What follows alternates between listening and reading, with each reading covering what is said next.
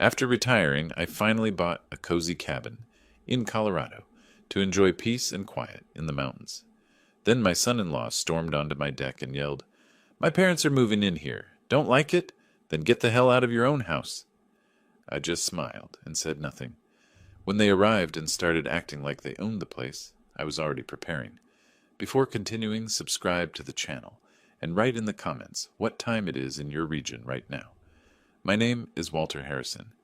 I'm 68 years old, and for the first time in my life, I thought I'd found peace. After 42 years of designing buildings for other people, I finally designed something for myself. A cozy cabin in the Colorado mountains, nestled in Breckenridge where the air is clean, and the only deadlines are sunset and sunrise. Cost me $847,000, every penny from selling my Denver house and a lifetime of savings. Worth it, I thought, or so I believed. I'm not a complicated man. I like simple things. Good coffee, handcrafted furniture, the sound of blue jays in the morning. My workshop smells like pine and varnish, and that's exactly how I want to spend my retirement. Building things with my hands, watching the mountains change colors with the seasons. No stress, no pressure, no people telling me what to do. But I should have known better. Family has a way of finding you, even when you're hiding at 9,000 feet. My daughter Danielle, she wasn't always like this. I remember when she was 7, running to meet me after work, her pigtails bouncing, asking if I'd help her build a birdhouse for the sparrows in our backyard. We spent that whole Saturday in my garage, her tiny hands struggling with the hammer, me guiding her through every nail. She smiled so bright when we hung it up. "We're a team, Daddy," she said. That girl is gone. The change started 3 years ago when she met Trevor Cooper at some charity gala in Denver. He's an architect too, works at Alpine Design Group, one of those prestigious firms that handles commercial buildings and expensive mountain estates. Makes $156,000 a year, drives a BMW, wears suits that cost more than my monthly grocery budget, comes from old money, the kind where his parents have a wine cellar worth more than most people's retirement funds. At first, I was happy for her. She seemed excited, alive. But Trevor had other plans for my daughter. Within 6 months, she started correcting my grammar at dinner, started wearing clothes with designer labels, talking about networking and social circles, started looking at my hand-built furniture like it embarrassed her. The wedding was nice, I'll give him that. I paid for most of it, $43,000 from my savings. Trevor's parents, Richard and Patricia Cooper, barely acknowledged my contribution. Patricia actually said, "How quaint, the father paying for the wedding. So traditional. Like it was something from a museum, not a father's love." But I smiled. I always smile. The week after I moved into my cabin, they showed up. "Just for the weekend," Danielle said on the phone. "Trevor wants to see your place." I should have known something was wrong when they arrived. Trevor walked through my cabin like a building inspector, running his fingers along the woodwork I'd spent months perfecting, checking corners, examining joints, not admiring, evaluating. Danielle followed him quiet, her eyes avoiding mine. That evening I made dinner. Nothing fancy, grilled steaks, roasted potatoes, fresh salad. We sat on my deck overlooking the mountains, the sunset painting everything gold and purple. For a moment, I thought maybe this would be okay. Maybe we could connect. Then Trevor cleared his throat. "Walter," he said, setting down his wineglass. "Not Dad. Never Dad. We need to discuss something important." I waited, knife and fork in hand. "My parents are relocating from California. They need a place to stay for several months. You know, transitional period. Finding the right property. That sort of thing." He gestured around my deck like he was presenting evidence in court. "Your cabin is perfect. They'll move in 3 weeks from now." I felt something cold settle in my chest. "Trevor, this is my retirement home. I bought this for peace and quiet, not—" "They're family," Danielle interrupted, her voice sharp. "Family helps family, Dad." I looked at her, really looked at her. The girl who built birdhouses with me wouldn't have said that with such coldness in her voice. "I understand that," I said slowly, "but this is my personal space. I moved here to—" Trevor's fist hit the table. My coffee cup rattled. "Listen to me carefully," he said, leaning forward. His face was red. veins standing out on his neck. My parents are moving here. They need this place. It's not a request, Walter. It's happening. Trevor, I don't think that's... My parents are moving here. He was shouting now, standing up, looming over the table. You got that? Not a discussion. They arrive April 15th. Don't like it? Then get out. The silence that followed was deafening. Even the birds seemed to have stopped singing. Danielle sat frozen, her eyes on her plate. She didn't defend me. Didn't tell her husband to calm down. Didn't acknowledge that he'd just told her father to get out of his own home. I looked at Trevor's red face, at my daughter's bowed head, at the mountains beyond that suddenly seemed very far away. Something broke inside me. Not loudly, not dramatically. Just a quiet snap, like a thread giving way. Then I smiled. It wasn't a happy smile. It was the smile I used to give contractors who tried to cheat on building codes. The smile that said I knew exactly what game we were playing. All right, I said softly. Whatever you say, Trevor. He blinked, confused by my capitulation. What? I said, all right. Your parents can stay here. I'll make arrangements. Danielle's head snapped up, surprise flickering across her face. Trevor looked suspicious for a moment, then satisfied. He'd won. Of course he had. Old man Walter, always rolling over, always accommodating. Good, Trevor said, sitting back down. I knew you'd see reason. Family first, right? Right, I echoed. Family first. The rest of dinner passed in awkward silence. They left the next morning, Trevor practically bouncing with satisfaction, Danielle giving me a weak hug that felt like an apology she didn't have the courage to say out loud. I stood on my deck, watching their car disappear down the mountain road. Then I went inside, poured myself a bourbon, and started planning. The morning after they left, I sat on my deck with coffee, watching blue jays fight over the feeder I'd built last month. The mountains were still beautiful. The air was still clean. But something had changed. Or maybe I had. I kept thinking about Danielle's face at that table. The way she looked down. The way she said nothing when her husband screamed at her father. When did that happen? When did my daughter become someone who let her husband treat me like dirt? I remembered another dinner, years ago. Danielle was 16. Her boyfriend at the time, what was his name? Jason, made some snide comment about my truck being old. Before I could respond, Danielle stood up and told him to leave. That's my dad you're insulting, she'd said, fierce as a wildcat. Get out of our house. She'd defended me without hesitation. What happened to that girl? I knew what happened. Trevor happened. 3 years of being told her background wasn't good enough, her father wasn't sophisticated enough, her childhood home wasn't impressive enough. Death by 1,000 paper cuts, each one making her doubt herself a little more. And now here we were, her husband screaming at me in my own home, and her sitting silent. I spent that whole day thinking. By evening, I'd made a decision. I wasn't going to roll over, not this time. But I wasn't going to fight dirty either. I've been in this profession long enough to know that the best revenge is completely legal. The next morning, I drove to Denver. Took me about 2 hours, winding down mountain roads, past ski resorts and tourist traps. Denver felt too loud after a week in Breckenridge. Too many people rushing around like ants. I found David Stewart's office in a building downtown. We'd worked together on a mixed-use development project about 8 years back. He'd handled all the property law aspects while I designed the structure. Good guy, sharp mind, didn't try to overcomplicate things for the sake of billing more hours. Walter Harrison, he said, standing up to shake my hand. Didn't expect to hear from you. Thought you were enjoying retirement. Was enjoying it, I said, until my son-in-law decided to redecorate. I laid out the situation. David listened without interrupting, his fingers steepled, his expression neutral. When I finished, he leaned back in his chair. Let me get this straight, he said. Your son-in-law wants to install his parents in your cabin, which you own outright. He screamed at you to get out if you didn't like it, and your daughter said nothing. That's the summary. You have the deed in your name only? Yes. Any informal agreements?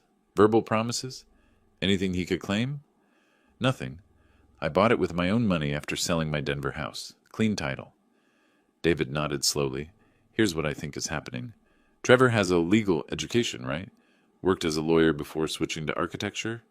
That's what Danielle told me. Then he knows enough to be dangerous. My guess?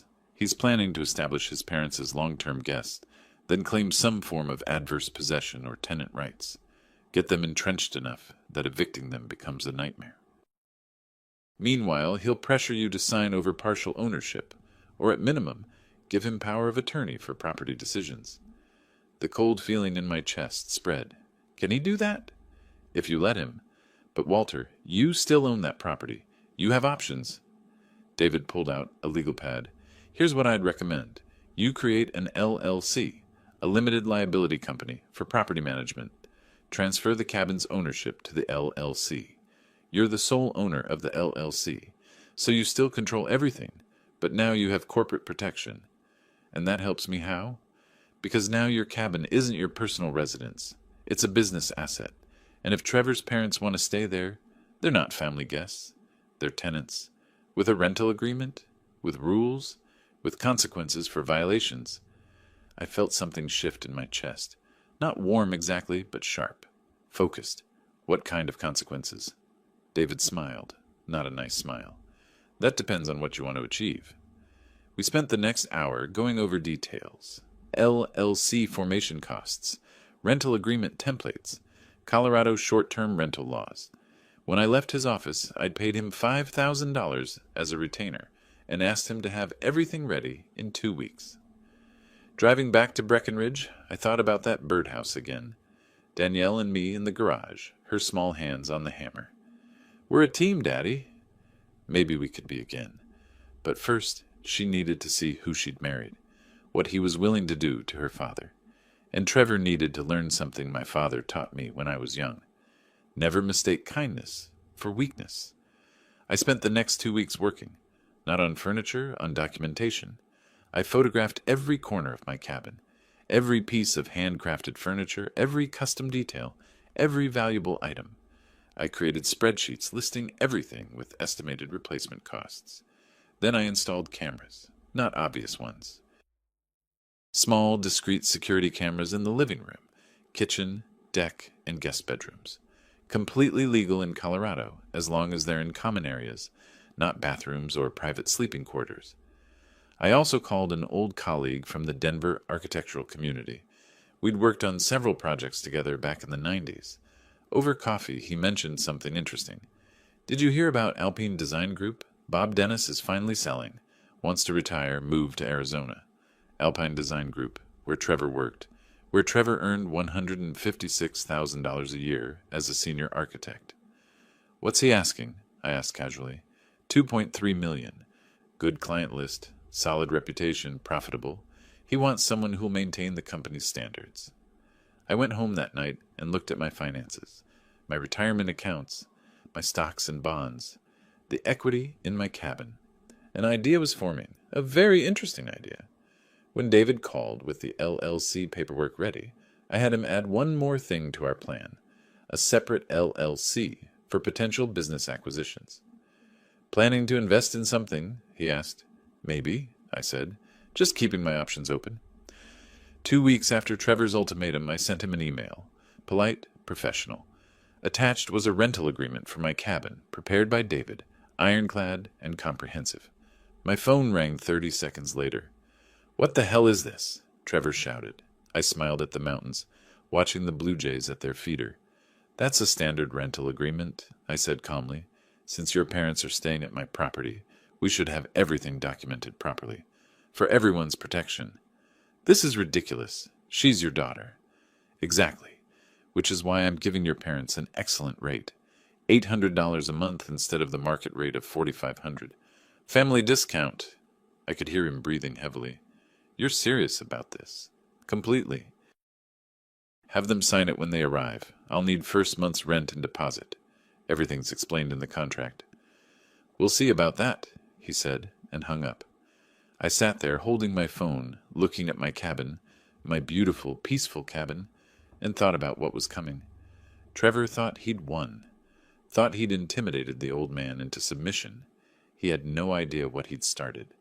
The game was on, and I'd been playing it a lot longer than he had. The next 2 weeks passed like watching a masterclass in entitlement unfold. David and I moved fast. Harrison Mountain Retreats, LLC, became official 3 days after Trevor's angry phone call. The paperwork transferring my cabin to the company took another week. All perfectly legal, all meticulously documented. I also brought in Marcus Wade, a real estate agent who specialized in luxury vacation rentals in Summit County. Marcus was all business, no personal connection, which was exactly what I needed. He reviewed comparable properties and confirmed what I already knew. My cabin could easily fetch $4,500 a month on the short-term market. $800 was practically charity. "You're giving them a steal," Marcus said, reviewing the rental agreement David had drafted. "But these penalty clauses, they're aggressive. Legal, but aggressive." "They need to be," I said simply. The contract was 12 pages long. No smoking anywhere on the property. Quiet hours from 10 p.m. to 7 a.m. Maximum 4 occupants at any time. No rearranging furniture, no unauthorized guests.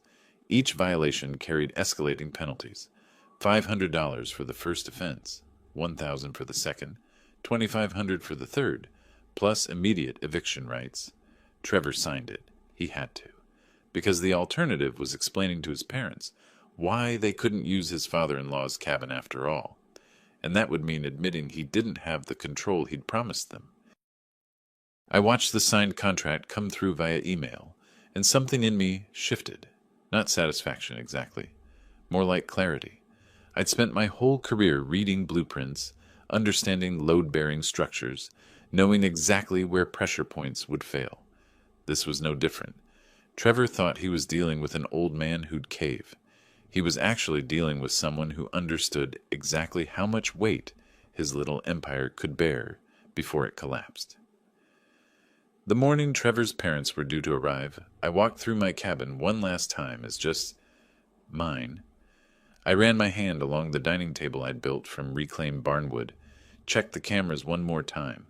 All recording, all feeding to secure cloud storage. Everything was ready. I thought about calling Danielle. Wanted to hear her voice, maybe warn her that things were about to get complicated. But what would I say? "Your husband's making a mistake, and I'm going to let him learn the hard way." She'd chosen her side at that dinner table when she stayed silent, so I said nothing. Richard and Patricia Cooper arrived right on schedule. I heard their Mercedes SUV crunching up my gravel driveway before I saw it. One of those massive vehicles that cost more than some people's annual salary. Richard was driving, Patricia in the passenger seat, both of them wearing sunglasses that probably cost more than my monthly utilities. I met them at the door with a smile, the same smile I'd given Trevor. "Richard, Patricia, welcome to Breckenridge." Richard barely glanced at me as he climbed out, his eyes already scanning the cabin with that same evaluating look Trevor had used. He was tall, maybe 6'2", with the kind of tan that comes from country club golf, not mountain hiking. His handshake was firm and brief, the kind that says, "I'm important, and we both know it." "Not bad for your situation," Richard said, gesturing vaguely at my cabin. "We're used to something more upscale, of course, but it'll do for the interim." Patricia emerged from the passenger side like she was stepping onto a red carpet. Mid-60s, blonde hair that owed more to her hairdresser than genetics, wearing clothes that screamed expensive in that quiet way only true money manages. She looked at my handcrafted porch railing and actually wrinkled her nose. "Rustic," she said, not as a compliment. I kept smiling. "Let me show you around." I gave them the full tour, pointing out everything as if they were valued guests instead of people who'd basically forced their way into my home. The kitchen with its custom cabinets, the living room with its stone fireplace and the furniture I'd built myself, the guest bedrooms with mountain views that people paid premium prices to wake up to. Patricia touched things like they might be contaminated. Richard kept making comments. "This is handmade? How quaint. Only 3 bedrooms? We have 5 in our Malibu house. Is that wood stain original? Looks dated." Every comment was designed to diminish, to make me feel small in my own space. I absorbed it all, saying nothing, watching everything. When the tour finished, I handed them a folder. Inside was their copy of the rental agreement, the house rules printed on heavy cardstock, emergency contact numbers, and a detailed inventory of every item in the cabin with its estimated value.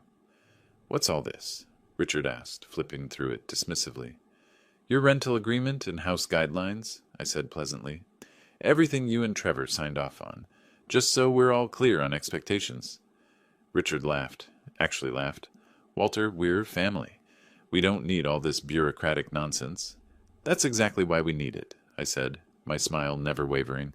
Clear expectations prevent misunderstandings. Protects everyone. Patricia was already wandering toward the guest bedroom, phone in hand, probably texting Trevor about how adequate the accommodations were.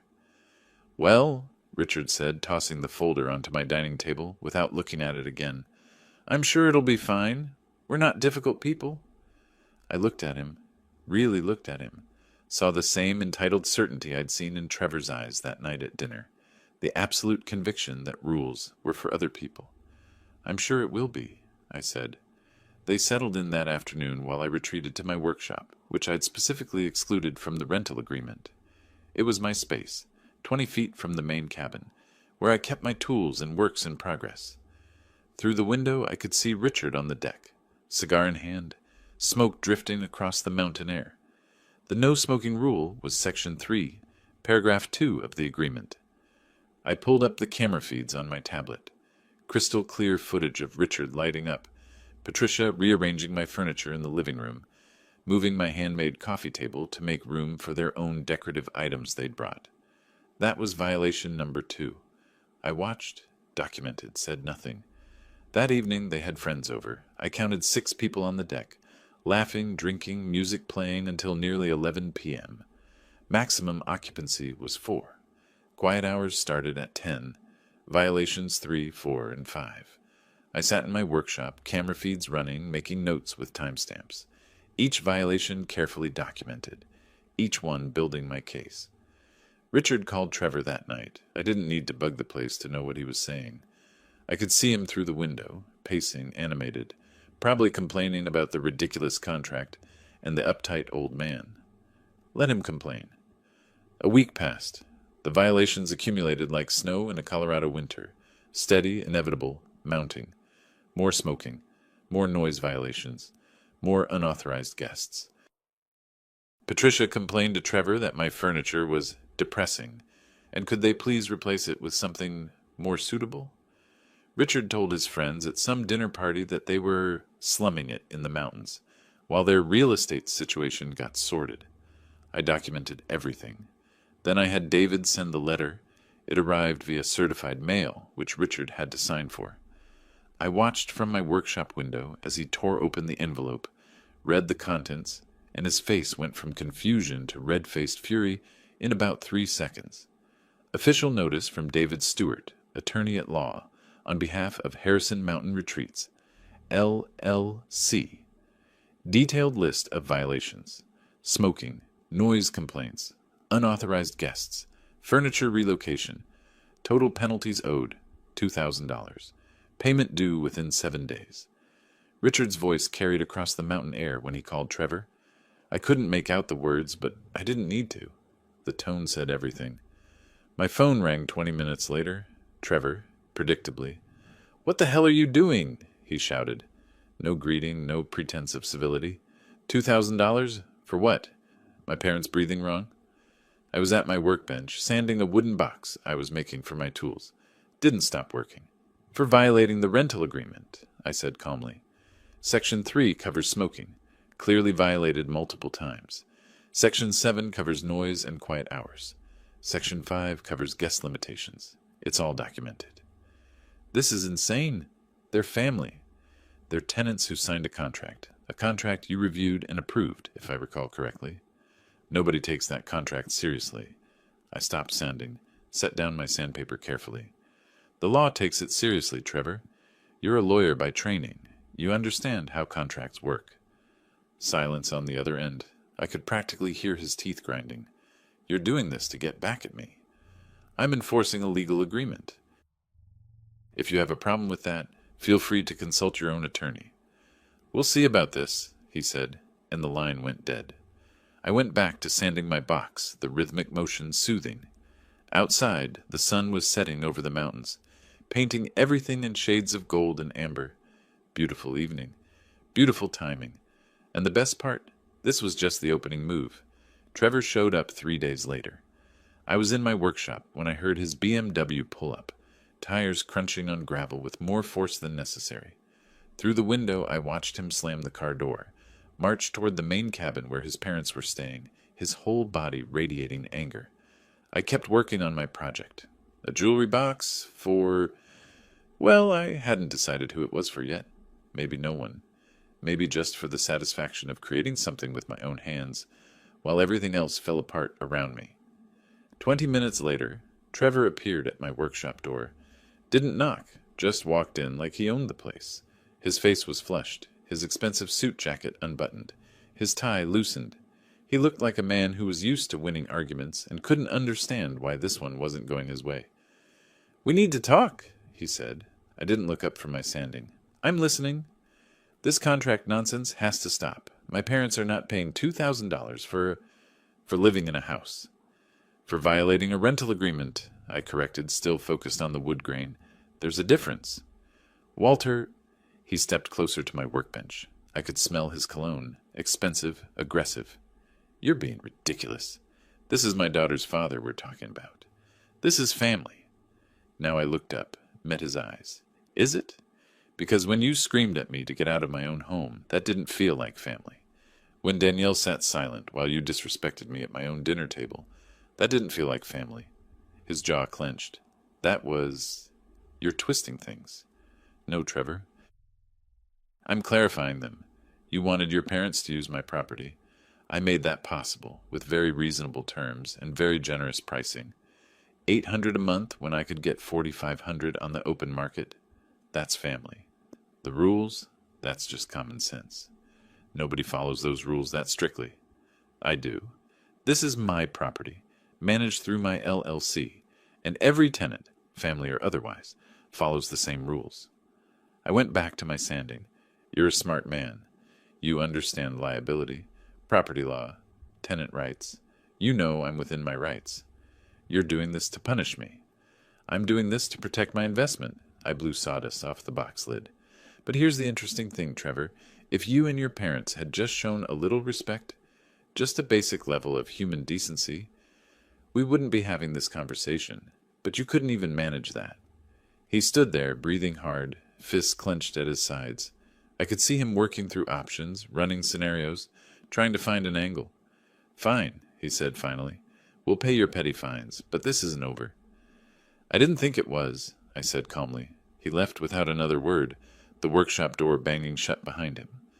I sat there for a long moment, looking at the jewelry box in my hands. Something Danielle said when she was young echoed in my mind. "Daddy, why do you spend so much time making things perfect?" "Because," I told her, "if you're going to do something, you should do it right. No shortcuts, no compromises." She'd learned that lesson once. Maybe she'd remember it again. That evening I made myself dinner. Nothing fancy, just grilled chicken and vegetables, and sat on my porch, the one part of my property I'd kept access to in the rental agreement. I could hear Richard and Patricia inside, their voices carrying through the open windows. Absolutely humiliating. Who does he think he is? Trevor needs to handle this. I ate slowly, watching the stars come out over the mountains. My phone buzzed, a text from Danielle. "Dad, please, this is getting out of hand. Can we talk?" I stared at the message for a long time, typed several responses, deleted them all. Finally settled on, "When you're ready to really talk, you know where to find me." She didn't reply. The next week I drove back to Denver, had some business to attend to. Met with Marcus Wade again to discuss the rental market. Made sure my documentation was absolutely airtight. Then I had a meeting that Trevor didn't know about. Coffee with my old colleague from the architectural community. The one who'd mentioned Alpine Design Group was for sale. His name was Frank Hutchins, and we'd worked together on maybe a dozen projects over the years. Good architect, better businessman. "So you're serious about this?" Frank asked, stirring his coffee. "You're actually considering buying Bob Dennis's firm?" "I'm considering a lot of things," I said. "Tell me more about the financials." Frank laid it out. Alpine Design Group was profitable. Solid client base, good reputation, talented staff. Bob Dennis was 71 and wanted to retire to Arizona, spend time with his grandkids. He was asking 2.3 million, but Frank thought he'd take 2.1 from the right buyer. The right buyer being someone who knows the business, Frank said, someone with credibility in the community, someone who wouldn't gut the company and flip it. Someone like me? I said. Someone exactly like you. Frank leaned back. Walter, you've got 42 years in this business. People respect you. Bob would love to sell to you. He's mentioned you before, actually. Said you were one of the best he'd ever worked with. I thought about my finances. My retirement accounts held $890,000. My stocks and bonds were worth another $650,000. The cabin I'd just bought for $847,000 was now worth maybe $900,000 in the current market. I could borrow against it, maybe $560,000 at reasonable rates. The math worked, barely. It would use every resource I had, put me in debt, risk everything. But the look on Trevor's face when he found out his father-in-law owned the company he worked for, the company where he made $156,000 a year as a senior architect, that would be priceless. Set up a meeting with Bob, I told Frank. Discreet. I want to discuss terms. You sure about this? It's a big move for a retired guy. I smiled. Who said anything about retirement? Over the next few days, I had several conversations with Bob Dennis. Turned out we got along well. Two old architects who understood that buildings were more than just structures. They were legacy. Bob liked my vision for the company, liked that I wanted to preserve what he'd built, rather than strip it for parts. We agreed on $2.1 million. I'd bring my expertise as a consultant for the first year, which made Bob more comfortable and saved me $100,000 on the price. I arranged financing through my bank, liquidated my stock portfolio, started the paperwork to take out a line of credit against my cabin. David Stewart handled all the legal work. He was earning every penny of that retainer. This is aggressive, David said during one of our meetings. You're leveraging everything.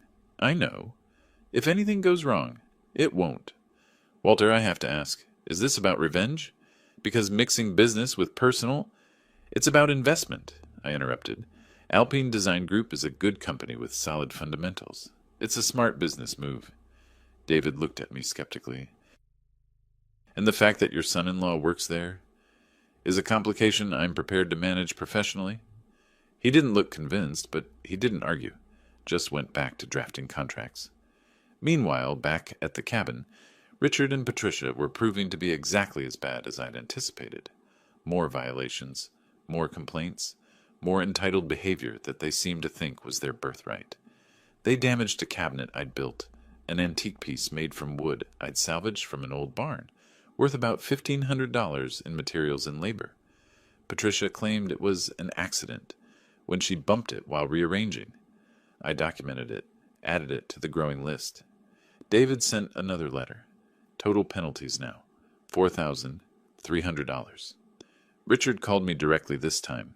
No Trevor as intermediary. This is extortion, he shouted into the phone. No, I said calmly. Extortion is illegal. This is contract enforcement. There's a difference. We're not paying a dime. That's your choice. But the contract has provisions for non-payment, including eviction and legal action. You wouldn't dare. Danielle would never forgive you. I felt something cold settle in my chest. Richard, you're welcome to test that theory, but I'd suggest reading Section 12 of your rental agreement, the part about dispute resolution and legal fees. He hung up on me.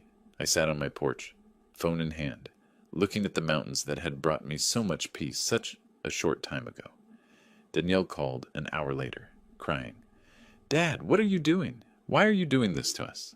That hurt, more than I wanted to admit. Danielle, when Trevor told me to get out of my own home, where were you? Silence.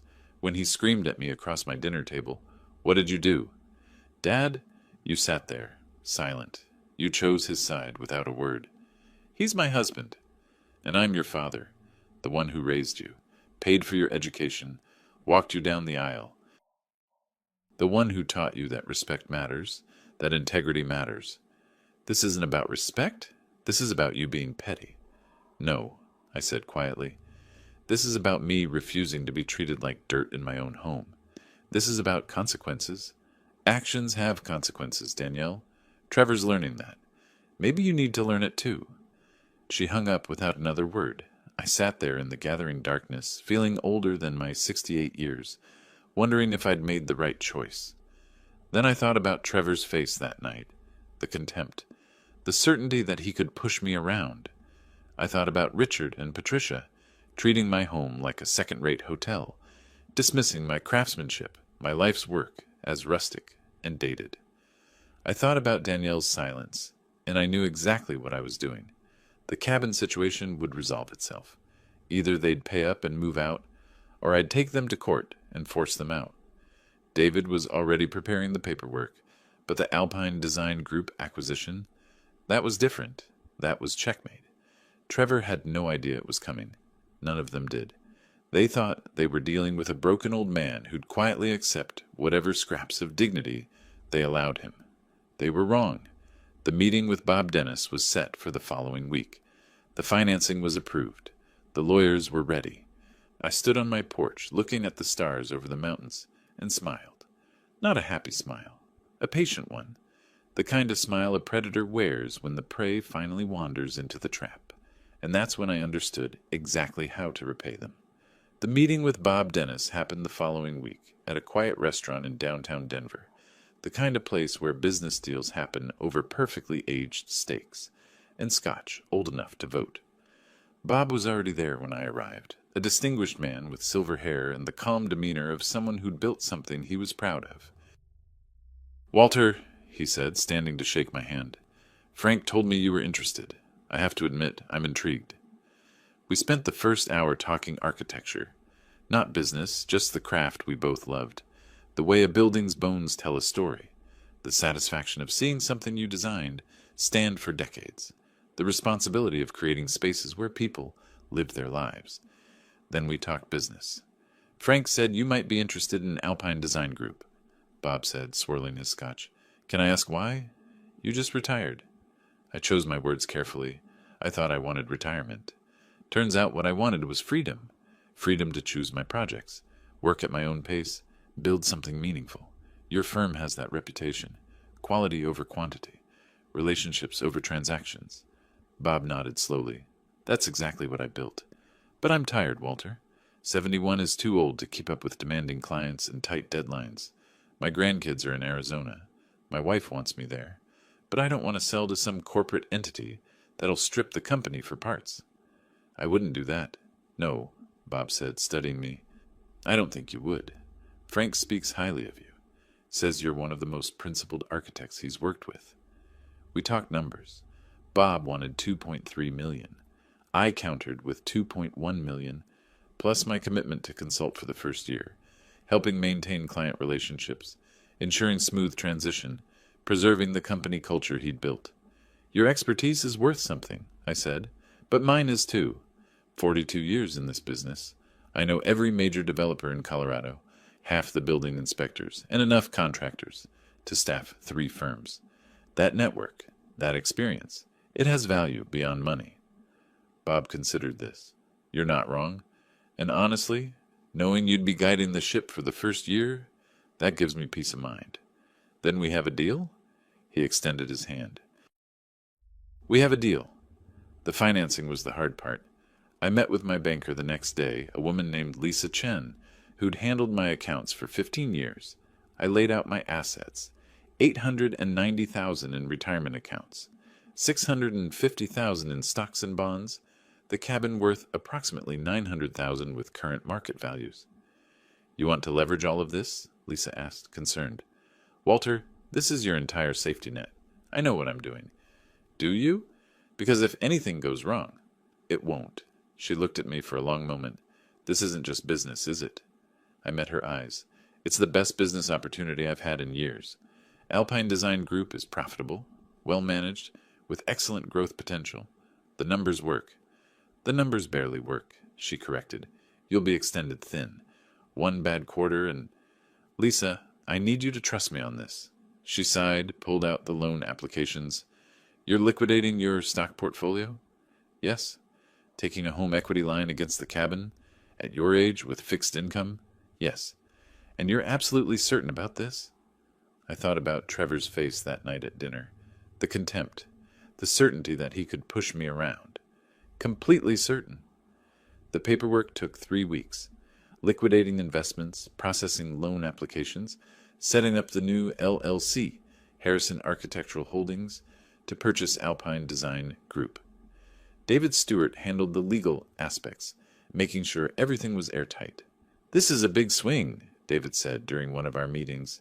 "If you're doing this because of your son-in-law—" "I'm doing this because it's a sound investment," I interrupted. "The fact that Trevor works there is incidental." David raised an eyebrow but didn't argue. Meanwhile, back at the cabin, the situation deteriorated exactly as I'd predicted. Richard and Patricia Cooper continued their entitled behavior, seemingly convinced that rules were suggestions meant for other people. More smoking on the deck, more loud parties that went past quiet hours. They invited friends up from California for a week. 8 people staying in my 3-bedroom cabin, sleeping on couches and air mattresses, treating the place like a free resort. I documented everything. The security cameras I'd installed captured it all in high definition. Every cigar Richard lit. Every time Patricia rearranged my furniture. Every guest who exceeded the occupancy limits. The penalties accumulated. By the time I sent the second official notice through David, the total had reached $4,300. That's when Richard damaged my antique cabinet. I'd built it myself 5 years ago from wood, salvaged from a 100-year-old barn outside Boulder. Cherry wood, hand-fitted joints, no nails or screws, just craftsmanship and patience. It had taken me 3 months of careful work. Patricia knocked it over while redecorating the living room. The corner splintered, a door came off its hinges, the finish scratched. The camera footage showed it clearly, Patricia pushing it aside to make room for some gaudy lamp she'd brought from home, the cabinet tipping, crashing to the floor. She looked at it for a moment, then just walked away. I stood in my workshop, watching the footage, feeling something cold and final settle in my chest. That cabinet represented hours of meditation, of careful work, of creating something beautiful with my own hands, and she destroyed it like it was garbage. I called David. "Add property damage to the complaint," I said. "Estimated replacement value, $1,500 for materials and labor." "Walter, are you sure you want to?" "I'm sure. File it."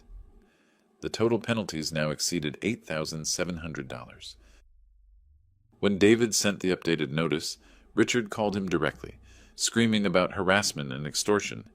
David, professional as always, simply said, "You're welcome to consult your own attorney about the validity of the contract.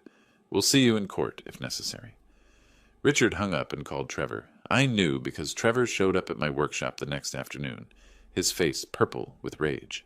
"You've lost your mind," he shouted, slamming my workshop door open. $8,000. For what? I was sanding that jewelry box again, the wood smooth under my fingers. Didn't look up. For violations of a legally binding contract. The itemized list is in the notice. Nobody takes these petty rules seriously. Now I looked at him, set down my sandpaper carefully. The law takes them seriously. Courts take them seriously. Contracts aren't suggestions, Trevor. You should know that. You studied law before you switched to architecture. His hands clenched into fists. This is about revenge, about that dinner. This is about property rights and contract enforcement. You can't possibly believe... I believe what the documented evidence shows. Your parents signed a rental agreement with specific terms. They've violated those terms repeatedly. The penalties are clearly stated in the contract they signed. I picked up my sandpaper again. You reviewed that contract yourself before they signed it. If you thought the terms were unreasonable, that was the time to object. My parents are family. Your parents are tenants with a legal obligation they're refusing to honor. Trevor leaned over my workbench, trying to intimidate me with his height, his presence. You think you're clever. You think you've got this all figured out. But you're just a bitter old man trying to hurt his own daughter. I met his eyes without flinching. I think I'm a property owner protecting his rights. And Trevor, your father said I could sue him if I wanted. So I am. David filed the complaint this morning. Summit County Court. Your parents will be served by the end of the week. The color drained from his face. You're actually suing them? For breach of contract, property damage, and collection of penalties clearly stated in the agreement. Yes. Danielle will never forgive you. That hurt more than I wanted to admit, but I kept my voice steady. That's her choice to make. But maybe you should think about what she'll never forgive you for, like the night you screamed at her father to get out of his own home. Trevor stood there, breathing hard, his mind clearly racing through options, scenarios, ways to fight back. Finally, he turned and walked out, without another word. I went back to my sanding, but my hands were shaking slightly. This was it, the point of no return. The lawsuit was filed. The acquisition of Alpine Design Group was moving forward. In a few weeks, maybe a month, everything would come together, and Trevor had absolutely no idea what was waiting for him. My phone rang that evening.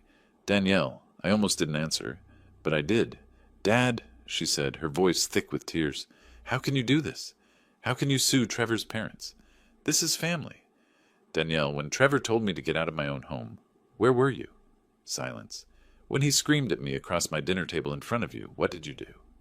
"Dad, you sat there, silent. You chose his side without saying a word. He's my husband, and I'm your father, the one who raised you alone after your mother passed, the one who paid for your education, your wedding, who supported you through everything, and when it mattered, you stayed silent." "This isn't about respect," she sobbed. "This is about you being vindictive." I looked out at the mountains, dark against the evening sky. "No, Danielle. This is about consequences. Trevor thought he could push me around. Your in-laws thought they could ignore basic respect and legal obligations. I'm showing them they were wrong. I hate you for this," she whispered. That cut deep, deeper than anything. "That's your right," I said quietly, "but I won't be disrespected in my own home. Not by Trevor, not by his parents, and not by you." She hung up without another word. I sat there on my porch, phone in hand, wondering if I'd just destroyed the most important relationship in my life. Then I thought about the cabin deal closing, about Trevor finding out who his new boss was going to be. Sometimes doing the right thing costs everything. The deal closed on a Tuesday morning in late June. I sat in a conference room in downtown Denver, surrounded by lawyers and accountants and stacks of paperwork that represented every dollar I'd saved over 42 years of work. Bob Dennis sat across from me, pen in hand, looking both relieved and a little sad. "You'll take care of it?" he asked one final time. "Like it's my own child," I promised. We signed, shook hands. And just like that, I owned Alpine Design Group, $890,000 from my retirement accounts, $650,000 from selling my investment portfolio, $560,000 borrowed against my cabin at 4.2% interest. Every penny I had, plus debt that would take years to pay off. The lawyers handling the transaction had one critical instruction: complete confidentiality until the official announcement. Standard practice for business acquisitions. Prevents chaos. Allows for smooth transition. Bob would stay on for 2 weeks to help with the handover, then make the announcement before heading to Arizona. Trevor had no idea his father-in-law had just become his boss. I drove back to Breckenridge that afternoon, feeling lighter than I had in months. Not happy exactly. Too much was broken for that. But purposeful. Clear. I knew exactly what I was doing and why. The cabin situation reached its breaking point that same week. Richard, emboldened by his refusal to pay the penalties, decided to throw what he called a mountain house warming party for his friends from California. I found out because Patricia posted about it on social media.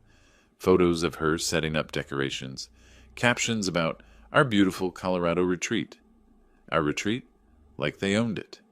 The party was scheduled for Saturday night. I considered my options, then called David. "File for immediate injunctive relief," I said.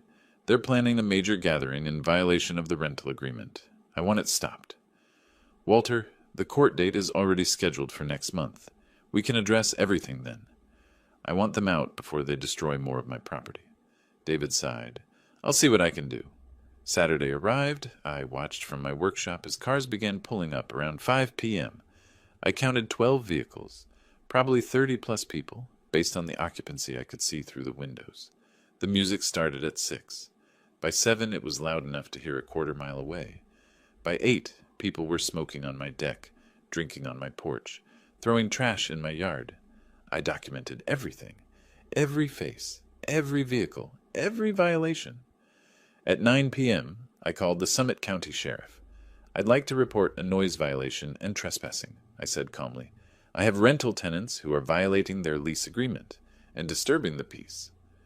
2 deputies arrived around 9:30. I met them at the road, showed them the rental agreement, explained the situation. They were professional, sympathetic. How many people are supposed to be there? One asked. Maximum 4, per the signed contract. He looked at the line of cars, the noise carrying through the mountain air. That's way more than 4. They knocked on the door. Richard answered, drink in hand, music blaring behind him. The conversation was brief. Richard tried his usual entitled routine. Do you know who I am? And this is family property. But the deputies weren't impressed. Sir, you're in violation of your rental agreement and the noise ordinance. You need to end this gathering immediately. This is ridiculous. I'm not... Now, sir, or we'll cite everyone here for trespassing on private property. The party broke up within the hour. Cars streaming down the mountain road, drunk guests complaining loudly, Richard and Patricia humiliated in front of their friends. I watched from my workshop window, a cup of coffee in hand. Beautiful. Trevor called me the next morning, his voice shaking with rage. You called the cops on my parents? I called law enforcement about a violation of a rental agreement and noise ordinance. Yes. They were humiliated. Their friends were trespassing on my property in violation of a signed contract. Trevor, this is simple. They agreed to terms. They're not following them. Actions have consequences. This is insane. What's insane is thinking you can scream at someone in their own home and face no consequences. What's insane is your parents destroying property they don't own and expecting no accountability. He hung up. I went back to my coffee. The next week, David called with news. The court date is set, 3 weeks from now, and Walter, they don't have a lawyer. Seriously? Richard tried to represent himself initially, then called a few attorneys. Nobody wants to touch it. The contract is ironclad, the violations are documented with video evidence, and they don't have a legal leg to stand on. Any lawyer who looked at it probably told them to settle. But they won't settle. Nope. Richard is convinced he'll win because family. I almost felt sorry for them. Almost. The 3 weeks crawled by. Richard and Patricia stayed in the cabin, probably hoping I'd back down. They'd stopped throwing parties, but the smaller violations continued. Richard's cigars, Patricia's furniture rearranging, the general contempt for my property. The total penalties were now approaching $9,000. During those weeks, I also had meetings at Alpine Design Group. Bob was introducing me to key staff, major clients, reviewing ongoing projects. Everyone assumed I was just a consultant helping with the transition. Trevor saw me a few times in the office, confusion flickering across his face, but he didn't ask questions. Probably assumed Bob had hired me temporarily. I kept my mouth shut, smiled, learned the business from the inside. The court date finally arrived on a Thursday in late August. I dressed carefully that morning, good suit, nothing flashy, the image of a responsible property owner protecting his rights. David met me at the Summit County Courthouse, his briefcase full of documentation. Ready? He asked. Absolutely. We entered the courtroom. Richard and Patricia were already there, sitting with Trevor and Danielle. My daughter looked exhausted, her eyes red-rimmed. She glanced at me once, then looked away. That hurt, but I'd known it would.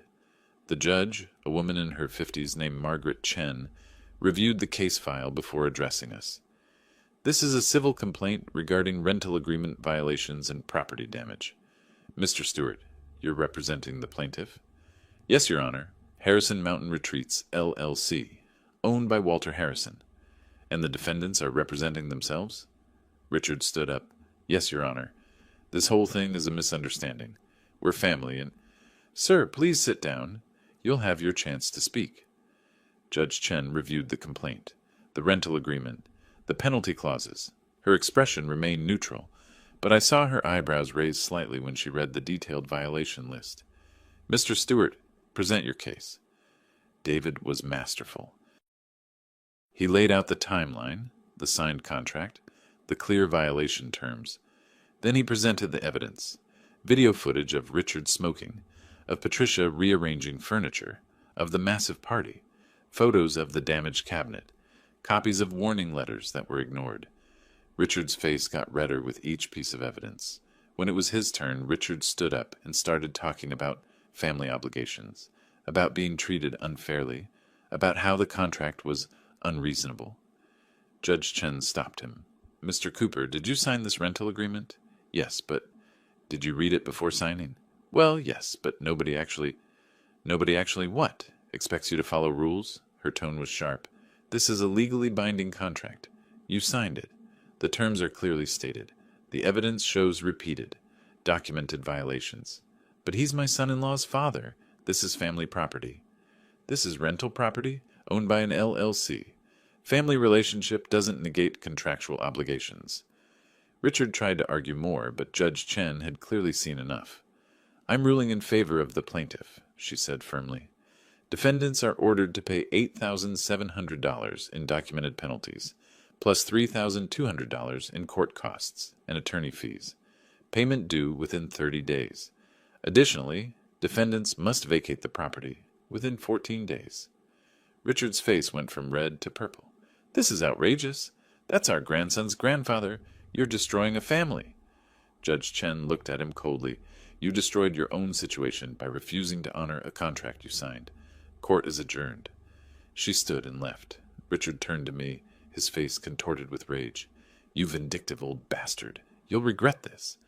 Trevor put a hand on his father's shoulder, trying to calm him, but Richard shook him off. Patricia, who'd been quiet throughout, finally spoke. $11,900. "You're demanding nearly $12,000 from us." "I'm enforcing a contract you signed," I said calmly, gathering my documents. "A contract that clearly stated the terms and penalties." "You've ruined everything," Patricia said, her voice shaking. "Trevor's relationship with Danielle, our family, all of it." "No," I said, meeting her eyes. "You ruined it when you treated my home with contempt, when you dismissed my work as rustic and dated, when you acted like rules don't apply to people like you." I walked toward the exit.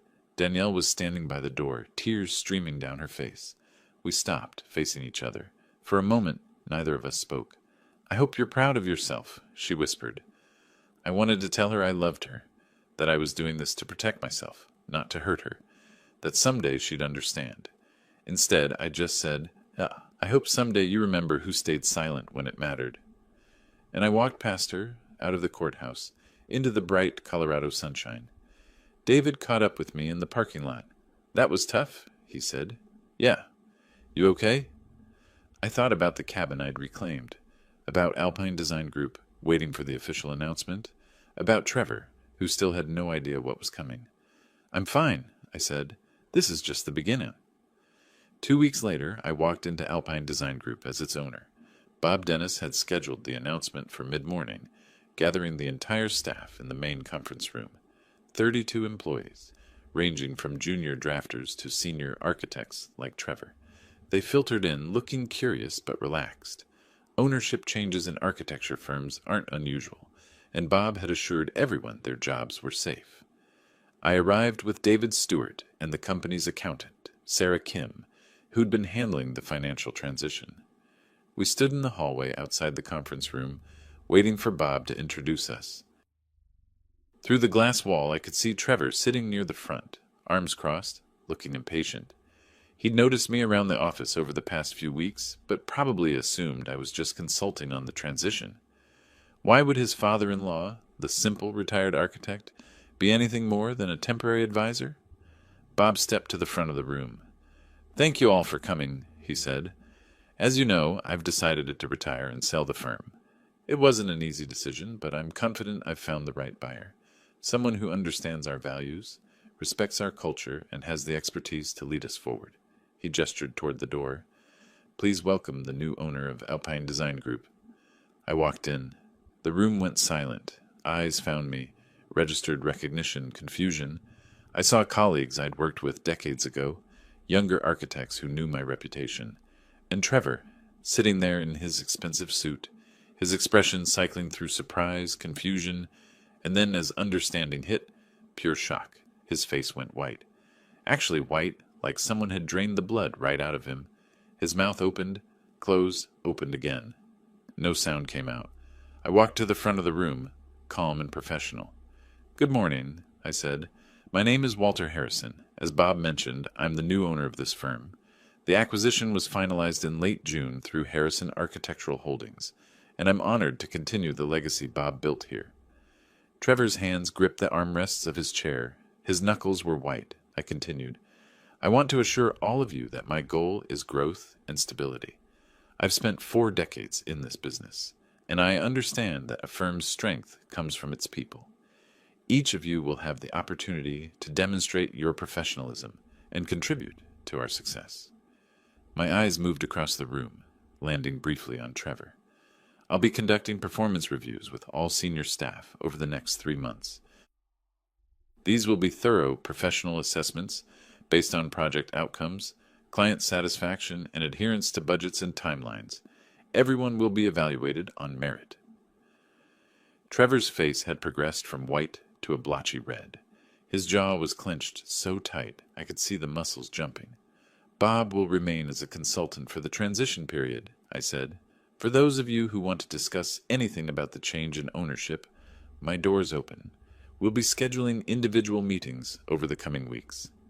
I paused, making eye contact with Trevor again. "Trevor Cooper, I'd like to speak with you first. Please come to my office after this meeting concludes." The room buzzed with quiet conversation as people processed the news. Some looked pleased, others uncertain. Trevor sat frozen, staring at me like I'd grown a second head. I finished the presentation, thanked everyone for their attention, and walked to what was now my office, Bob's old space with its view of downtown Denver and the mountains beyond. David joined me, closing the door. "That was interesting," he said quietly. "Trevor looked like he'd been hit by a truck." "He's starting to understand the situation he's in. You know he's going to fight this. Let him try." 15 minutes later, there was a knock on my door. "Come in." Trevor entered, and I could see he'd used those 15 minutes trying to compose himself. His face was still flushed, but he'd straightened his tie, squared his shoulders. Trying to project confidence he didn't feel.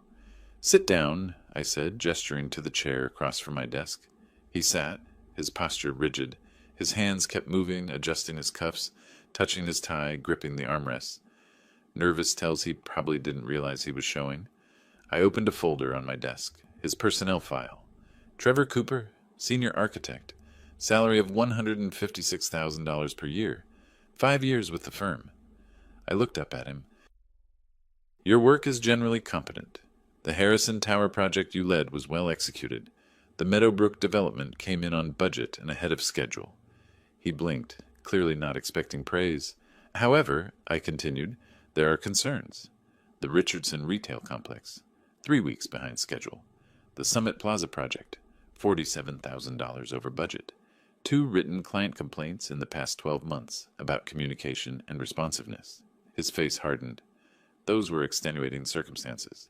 The Richardson delay was due to permit issues with the city, not my timeline management. Summit Plaza had unforeseen structural challenges that required— "I've read the reports," I interrupted calmly. "Some of your explanations are valid. Others indicate planning failures. Either way, as the new owner, I'm conducting comprehensive performance reviews of all senior architects over the next 3 months. You'll be evaluated on the same criteria as everyone else. Based on those results, I'll make decisions about continued employment and compensation."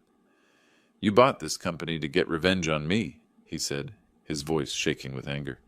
"This is about the cabin.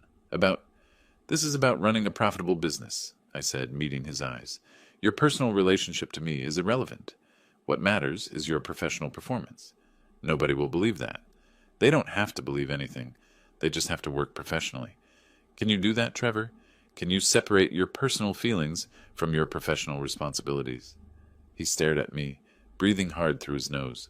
I could see the wheels turning, his mind racing through options, scenarios, escape routes, finding none. "Do you have any questions about your job responsibilities?" I asked. His hands were trembling slightly. He clenched them into fists. "No," he said through gritted teeth. "Then you're dismissed. I'll schedule your formal review in the coming weeks." He stood up, nearly knocking over the chair, walked to the door, stopped with his hand on the handle. "You're destroying my family," he said quietly, not looking at me. No, I said. I'm protecting my dignity and my rights. You destroyed your own situation the moment you screamed at me to get out of my own home. He left without another word, the door clicking shut behind him. I sat there for a moment, looking out at the Denver skyline.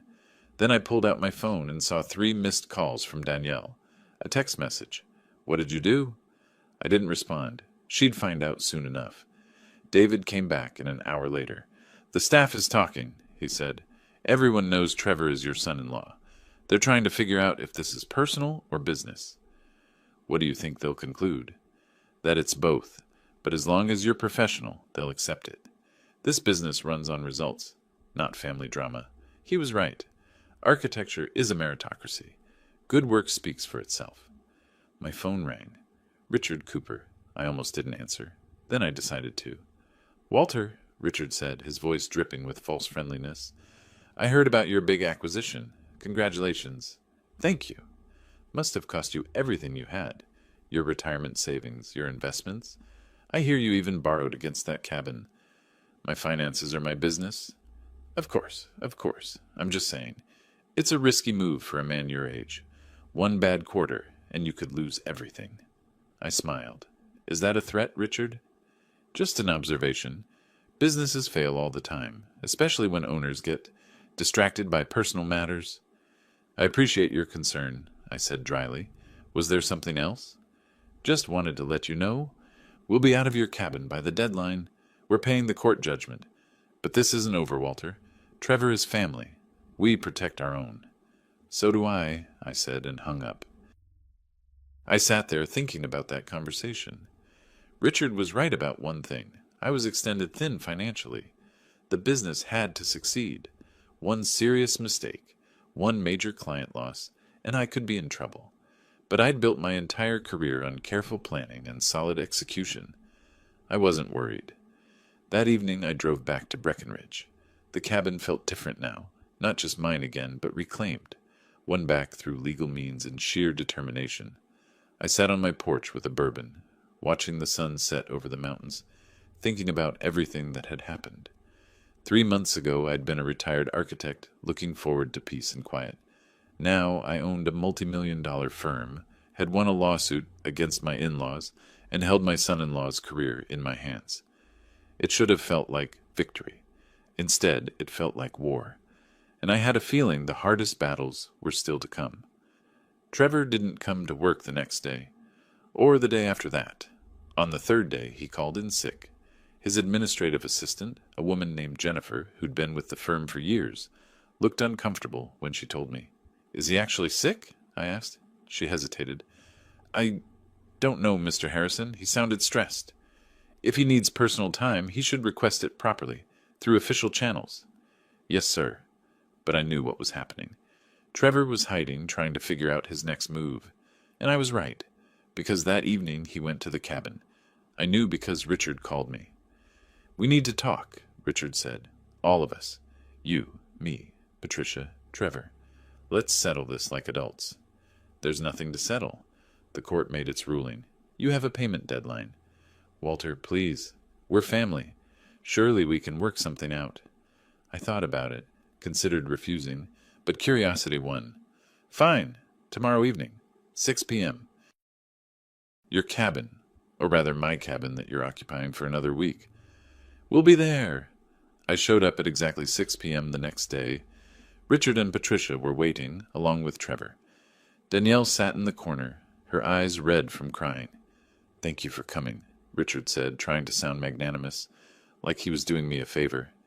You have 20 minutes, I said, remaining standing. Then I'm leaving. Patricia spoke up, her voice carefully modulated.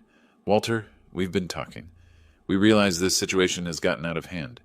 We'd like to propose a settlement. I'm listening. We'll pay half the judgment, Richard said. $5,000. In exchange, you drop the rest of the penalties and let us stay another month to properly arrange our California move. I almost laughed. You want me to accept half of what you legally owe, plus give you more time and property you've disrespected? It's a reasonable compromise. No. What's reasonable is honoring the court judgment, full payment out by the deadline. Trevor stood up, his face flushed. You're doing this because you hate me, because I married Danielle. Because you can't stand that she chose someone successful? I'm doing this because you told me to get out of my own home, I said calmly. Because your parents treated my property like a dump. Because not one of you showed an ounce of respect or gratitude. We tried to make this work, Patricia said, her voice rising. But you were impossible. Those ridiculous rules, those petty fines, those legally binding contract terms that you signed, I interrupted. You keep acting like the rules don't apply to you. Like you're special. You're not. Richard's face darkened. Fine. You want to play hardball? Let's talk about Alpine Design Group. You mortgaged everything to buy that company. What happens when Trevor's projects start failing? When clients start leaving? When word gets out that the owner is running a personal vendetta? There it was. The threat I'd been waiting for. Are you saying Trevor plans to sabotage his own projects? I asked mildly. I'm saying accidents happen. Projects go wrong. Clients get unhappy. I looked at Trevor. Is that your plan? Tank your own career to hurt me? Trevor looked away, jaw clenched. Because here's the thing, I continued. I spent 42 years building my reputation. I know every major client in this market. I know their needs, their preferences, their concerns. You think they'll believe you're suddenly incompetent? Or will they wonder why Trevor Cooper, who's been solid for 5 years, suddenly can't deliver? I walked toward the door, then turned back. You want to fight dirty? Go ahead. But understand, I've got documentation of every project, every budget, every timeline. If things start failing mysteriously, I'll know why. And I'll have evidence for wrongful termination claims that will protect me legally while destroying your reputation permanently. You can't prove anything, Richard said. I don't have to. Suspicion is enough in this industry. Once word gets out that Trevor Cooper sabotages projects when he doesn't get his way, who will hire him? The room fell silent. Danielle finally spoke, her voice small. Dad, please, this has to stop. I looked at my daughter, really looked at her. She was caught in the middle, torn between loyalty to her husband and whatever remained of her relationship with me. Danielle, I love you, I said quietly, but I won't be disrespected. Not by Trevor, not by his parents, not by anyone. When you're ready to have an honest conversation about what happened, about how Trevor treated me, about how you stayed silent, I'll be here. But until then, this is a legal matter, not a family one. I left them there and drove back to my cabin. The next few days were tense. Trevor returned to work, but he was a shadow of his former cocky self. He came in early, left late, didn't make eye contact with me in the hallways. I conducted my first senior architect review with Jennifer's help, pulling project files, client feedback, budget reports, everything documented and professional. Then a week after the deadline, Richard paid, the full amount, $11,900, transferred to my account with no communication beyond the bank notification. 2 days later, they moved out of the cabin. I went there after they left. The place was a mess, not destroyed, but clearly not cared for. Dishes in the sink, trash overflowing, my furniture shoved against walls. But they were gone. I spent that weekend cleaning, putting everything back where it belonged, restoring my sanctuary to what it had been. Almost what it had been. Some things can't be fully restored. The following Monday, I began Trevor's official performance review. I sat in my office, going through his project files with meticulous care. The Richardson project delay, I found emails showing Trevor had been warned about potential permit issues, but hadn't followed up promptly. His fault. The Summit Plaza budget overrun, structural problems that could have been caught in initial planning with more thorough site analysis. Also, his fault. The client complaints, both from the same client, who'd complained about Trevor's dismissive attitude when they raised concerns. Absolutely his fault. Everything documented. Everything provable. I could fire him. Legally, professionally, with complete justification, but I didn't want to destroy him. I wanted him to understand, to change. So instead, I scheduled a meeting. Trevor came into my office looking like a man walking to his execution. His face was pale, his hands shaking slightly as he sat down. I've completed your performance review, I said. He said nothing, just waited. Your work shows both strengths and significant weaknesses. The weaknesses are concerning, particularly the pattern of poor communication and inadequate planning that has led to delays and overruns. His hands gripped the chair arms. However, I continued, I also see potential. When you focus and apply yourself properly, you're capable of excellent work. The Harrison Tower project proves that. He looked up, surprise flickering across his face. So here's what's going to happen, I said. I'm putting you on a performance improvement plan. 2 months. You'll work directly with senior project manager Susan Chen, who'll mentor you on planning and client communication. You'll have specific targets, on-time delivery, budget adherence, client satisfaction scores. I slid a document across the desk. Meet these targets and you keep your position. Fail and we'll discuss other options. This is your opportunity to prove you're the architect I believe you can be. He stared at the document, then at me. Why? He asked hoarsely. Why are you giving me a chance? I thought about that, about Danielle, about the man my son-in-law could be if he dropped the entitlement and arrogance. Because everyone deserves a chance to do better, I said, even you. He left my office without another word, the improvement plan in his hands. I sat there afterward, wondering if I'd made the right choice. Time would tell. But at least now, finally, everyone knew where they stood. The rules applied to everyone. The consequences were real. And respect wasn't optional. It was earned. Whether Trevor learned that lesson was up to him. Richard and Patricia Cooper left the cabin on the deadline day, their Mercedes packed so full I could see boxes pressing against the windows. I watched from my workshop as they loaded the last items, Richard's face set in a permanent scowl, Patricia looking years older than when they'd arrived. They didn't say goodbye. Just drove away, gravel crunching under their tires, leaving a cloud of dust that settled slowly in the mountain air. The bank notification came through that afternoon. $11,900. Full payment of the court judgment. No message, no acknowledgement, just the money they owed. I walked through the cabin after they left. It was worse than I'd expected. Not destroyed, but clearly not cared for. Stains on the furniture I'd built by hand. Scratches on the hardwood floors. The damaged cabinet leaning sadly against the wall where Patricia had knocked it over. But it was mine again. Fully, completely mine. I spent the weekend restoring it, piece by piece. Cleaned every surface, repaired what I could, made notes on what needed replacing. By Sunday evening, it looked like home again. Almost. Some things can't be fully restored. The cabinet would never be quite the same. The scratches in the floor would always be there, faint reminders of people who didn't respect what I'd built. But I'd won. Legally, completely, justifiably. At work, Trevor was unraveling. I didn't need to do anything dramatic. I just stayed professional, evaluating his work with the same standards I applied to everyone else. But the stress of knowing I held his career in my hands was eating him alive. He came in early, stayed late, double-checked every detail. His projects started improving. Deadlines met, budgets held, clients satisfied. Exactly what I'd hoped the performance improvement plan would achieve. But the fear in his eyes every time he saw me in the hallway told me he wasn't learning the right lesson. He wasn't working better because he'd grown as a professional. He was working better because he was terrified. That wasn't sustainable. 3 weeks after the court judgment, I conducted his formal performance review. He came to my office looking like he hadn't slept in days. Dark circles under his eyes, his usually impeccable suit rumpled, hands shaking as he sat down. I laid out his files across the desk. Recent projects, client feedback, budget reports.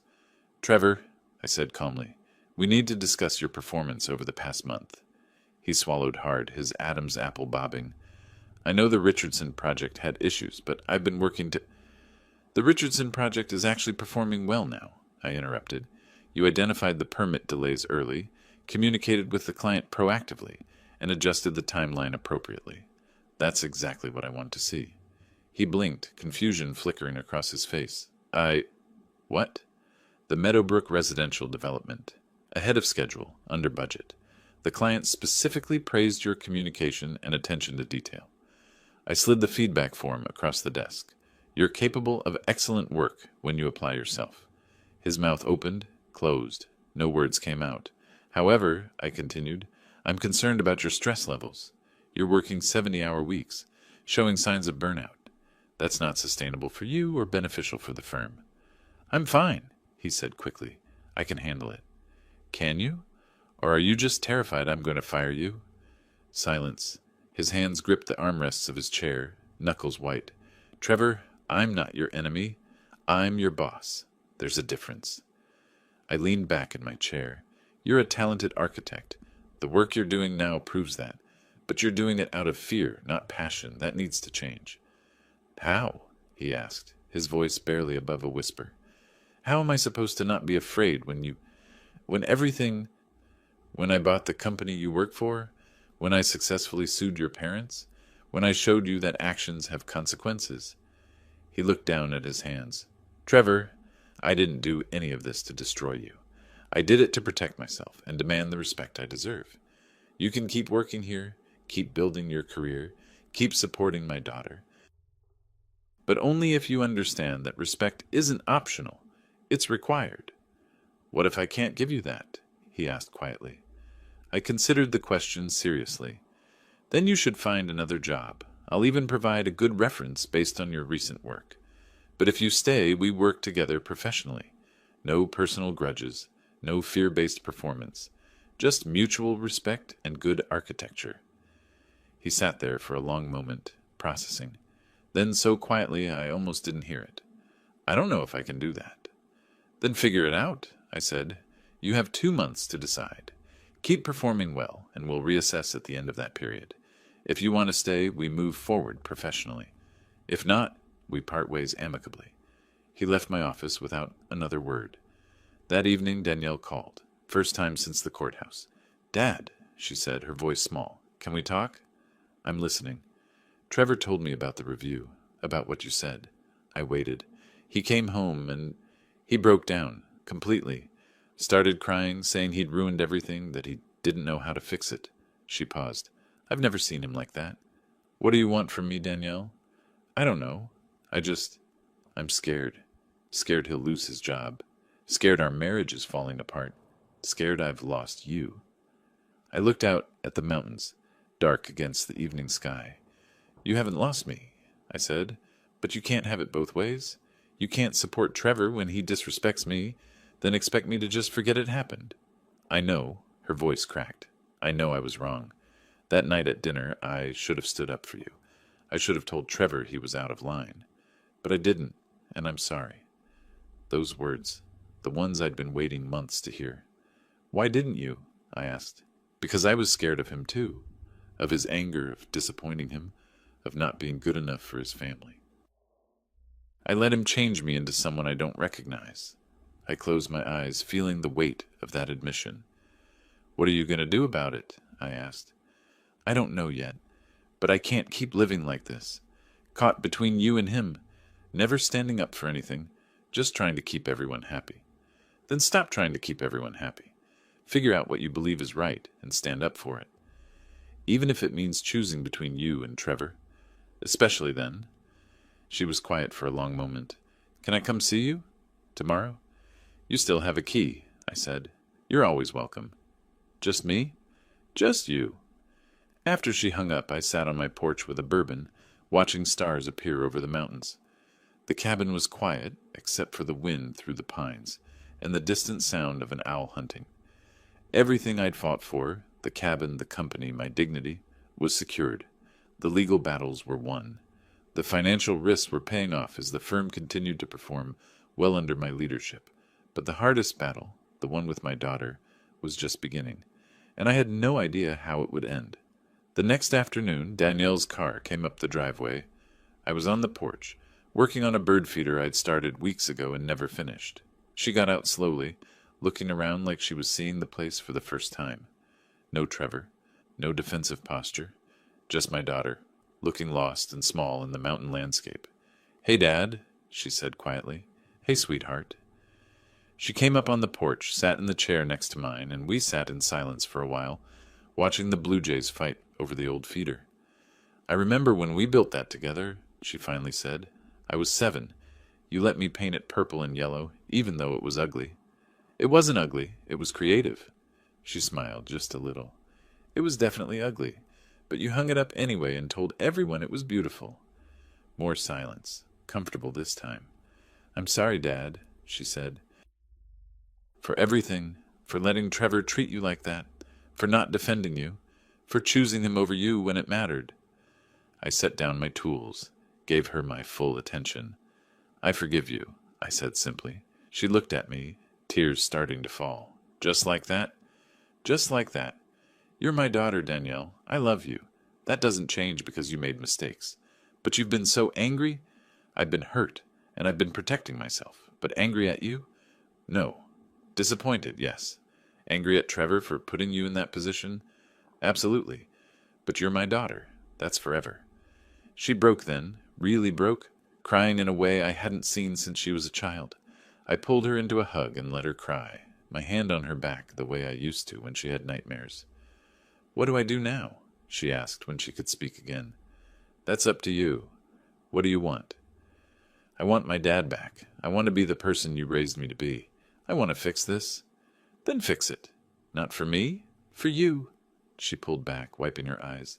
Trevor wants to apologize to you. Really apologize. Does he? Or does he want to keep his job? Both, probably, but Dad, he's changing. This whole thing broke something in him. The arrogance, the entitlement. He's actually listening to me now, actually seeing what he did wrong. Time will tell if that's real. Will you give him a chance to show you? I thought about that, about the man who'd screamed at me in my own home, about the possibility of redemption. If he wants to apologize, he knows where to find me, I said. But it has to be real, Danielle. Not just words, actions. She nodded. I'll tell him. We sat together until sunset, talking about small things, rebuilding the connection that had been fractured. When she left, I felt something I hadn't felt in months. Hope? Maybe, just maybe, we could find our way back to being a family. But first, Trevor had to prove he'd really learned his lesson. 3 weeks later, I was in my office reviewing the quarterly financials when Jennifer buzzed my intercom. Mr. Harrison, Trevor Cooper's here to see you. He doesn't have an appointment, but he says it's personal. I checked my calendar. Send him in. Trevor entered looking different, not broken, but humbled. He wore a simple button-down and slacks instead of his usual expensive suit. His hair was less precisely styled. His whole demeanor was quieter. Walter, he said, thank you for seeing me. Sit down. He sat, hands folded in his lap. No nervous fidgeting, just stillness. I've been thinking about what to say to you for weeks, he began. Tried writing it down, practicing in the mirror, all of that. But nothing seemed right, because nothing can really undo what I did. I waited, saying nothing. I came to your home as a guest and treated you like you were beneath me. I screamed at you to get out of your own property. I let my parents disrespect your work, your life, everything you built. And worst of all, I put Danielle in a position where she had to choose between us. His voice was steady, but I could see the effort it took. I can't blame it on how I was raised, even though my parents taught me that money equals worth. I can't blame it on stress or circumstances. I made those choices. I was cruel and entitled and wrong. He met my eyes. I'm not asking for forgiveness. I'm not even asking for understanding. I'm just telling you that I know what I did was unforgivable, and I'm working every day to be better than that person. The silence stretched between us. What changed? I finally asked. Losing, he said simply. I've never really lost before, never faced real consequences. My parents always fixed things, always smoothed things over. But you didn't let them. You held me accountable, and it destroyed the illusion I'd built my whole life on. He leaned forward slightly. You gave me a performance improvement plan instead of firing me. You could have destroyed my career, ruined my reputation, made it impossible for me to work anywhere. But you didn't. You gave me a chance to prove I could do better. And have you done better? I'm trying. The Miller House project, I finished it early and under budget. Not because I was afraid, but because I actually cared about doing good work. The Greenfield development, I spent 3 hours on the phone with a frustrated client last week, really listening to their concerns instead of dismissing them. It felt good, like I was actually being useful instead of just important. I studied him, looking for signs of manipulation or performance. found none. "What do you want from me, Trevor?" "Nothing," he said. "I just wanted you to know that you were right. About respect, about consequences, about everything. And I wanted to say I'm sorry. Not because it'll fix anything, but because you deserve to hear it." He stood up. "I'll understand if you want me to find another job. Danielle said you'd give me a good reference. I appreciate that more than you know." "Sit down," I said. He sat. I pulled out a folder from my desk drawer, his performance file from the past 2 months. "The Miller House project, exceptional work. Client sent a personal thank you letter to the firm. The Greenfield development.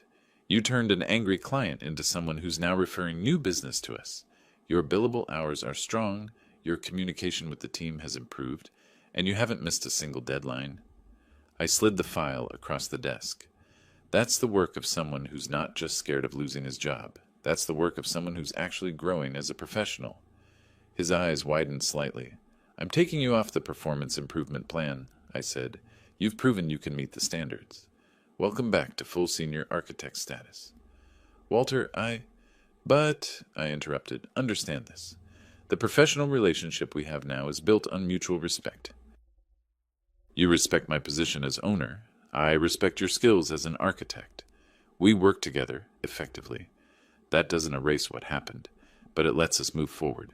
He nodded slowly. "Thank you. Truly. Don't thank me. You did the work. I just gave you the opportunity." As he stood to leave, I added, "Danielle told me you wanted to apologize. I'm glad you did. But apologies are just words. Your actions over the past 2 months. That's what actually matters." "I know," he said. "And Walter, I know I don't have the right to ask this, but would you come to dinner at our place? Danielle really wants to cook for you." I thought about that, about my daughter, trying to rebuild bridges, about this man who'd humiliated me, now genuinely trying to change. "Saturday work for you?" The relief on his face was genuine. "Saturday's perfect." After he left, I sat there looking out at the Denver skyline, thinking about everything that had happened since that dinner on my deck months ago. I'd won. Completely. The cabin was mine. The company was thriving. My dignity was restored. But more importantly, I'd proven something I'd known all along, but they'd forgotten. Respect isn't about money or status or social position. It's about character. Saturday evening, I drove to Danielle and Trevor's house in Denver. It was a nice place, not ostentatious, but comfortable. Trevor answered the door, and I saw something in his expression I'd never seen before. Genuine welcome, with no condescension. "Walter, come in. Can I take your jacket?" Danielle appeared from the kitchen, wiping her hands on an apron. "Dad!" She hugged me, and it felt like it used to before everything went wrong. Dinner was simple, but good. Danielle had made pot roast, one of my favorites. We talked about work, about the cabin, about small things. No one mentioned the court case or the conflicts. We were just trying. Midway through dessert, Trevor set down his fork. "Walter, I know I apologized at your office, but I want to say it here too, in front of Danielle. I was wrong. About everything. The way I treated you, the things I said, the position I put you in. I'm sorry, and I'm grateful you're giving me the chance to prove I can be better." Danielle reached over and took my hand. "Dad, I'm sorry too. For not defending you, for letting things get so bad, for forgetting what you taught me about standing up for what's right." I looked at them both. These imperfect people who'd hurt me, but were now genuinely trying to make amends. "I accept your apologies," I said. "Both of you. But understand, this is a fresh start, not a clean slate. Trust is rebuilt through consistent action, not just words." "We understand," Trevor said. "Good." I smiled, the first genuinely warm smile I'd given them in months. "Now who's going to help me with these dishes?" We cleaned up together, the three of us, talking and even laughing a little. When I left that night, standing on their doorstep saying goodbye, Danielle hugged me tight. "I love you, Dad." "I love you too, sweetheart." Trevor extended his hand, and I shook it. His grip was firm, but not aggressive. "Equal. Thank you," he said quietly, "for not giving up on us." "Family's complicated," I said, "but it's worth fighting for. Just remember, respect is a two-way street." "I won't forget again," he promised. Driving back to Breckenridge that night, windows down, mountain air flowing through the truck, I thought about everything that had happened. I'd lost sleep, spent money I couldn't afford to lose, risked relationships that mattered, but I'd also proven something important. You don't have to accept disrespect just because someone is family. You don't have to roll over just because someone else has money or status or connections. Sometimes the right thing to do is stand up, set boundaries, and let the consequences fall where they may. The cabin was dark when I arrived, but I didn't go inside right away. I sat on my porch with a bourbon, looking at the stars over the mountains, listening to the wind in the pines. My phone buzzed, a text from Danielle. "Thank you for giving us another chance. Love you, Dad." I smiled and typed back, "Love you too. See you next weekend for dinner at the cabin?" Her response came immediately. "We'll be there." I sat there a while longer, thinking about the bird feeder I needed to finish, the cabinet I needed to repair, the 100 small projects that filled my days now. The revenge, if that's what it was complete. The justice was served. But what mattered more was what came after. The slow, difficult work of rebuilding what was broken, of teaching lessons that stuck, of creating something better from the ashes of what had been destroyed. True victory, I'd learned, wasn't about crushing your enemies. It was about establishing your worth, demanding respect, and creating a life where dignity was non-negotiable. I'd done that. And now, finally, I could enjoy the peace I'd moved to these mountains to find. The mountains stood silent and eternal above me, dark shapes against the star-filled sky. My cabin, truly mine now, waited behind me, ready to be the sanctuary I'd always wanted it to be. I finished my bourbon, stood up, and went inside. Tomorrow, I'd start on that bird feeder. Maybe Danielle would want to help. Maybe we'd make it purple and yellow again, ugly and beautiful in ours. The thought made me smile. Some things I'd learned can be restored after all. Not to what they were, but to something new and maybe even better. And that was enough. If you like this story, please like this video, subscribe to the channel, and share your impressions of this story in the comments. To listen to the next story, click on the box on the left. Thank you for watching.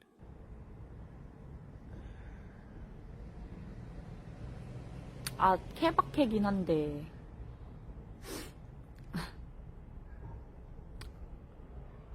외롭다. 얘들아, 누나 봄 타나보다 외롭다. 나는 근데 뭐지? 사귀기 전이어도 거의 사귈 때 돼야지. 막 아무 남자랑 하기는 그렇지.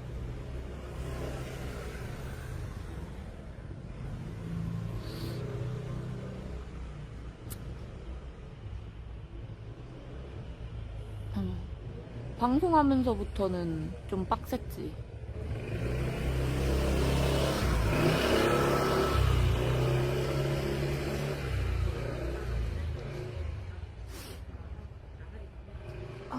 다리야. 쭈그려 앉아있었더니 다리 아파. 잠깐만. 좀 마트를 일단 가볼까?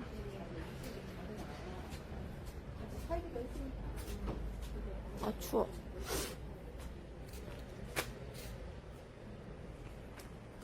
이쪽으로 가서 우회전.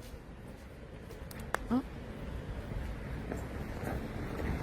여행 언니?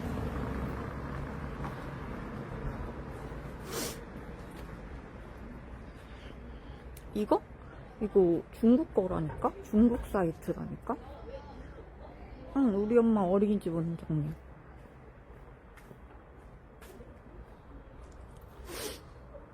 응, 곰대가 오빠.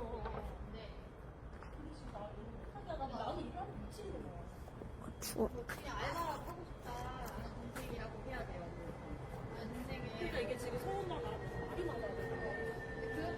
애들 밥 안 먹을 때?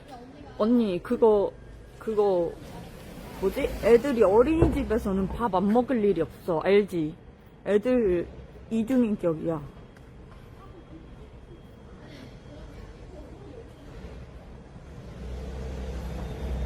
단체 생활에서는 안 먹을 일이 없다니까.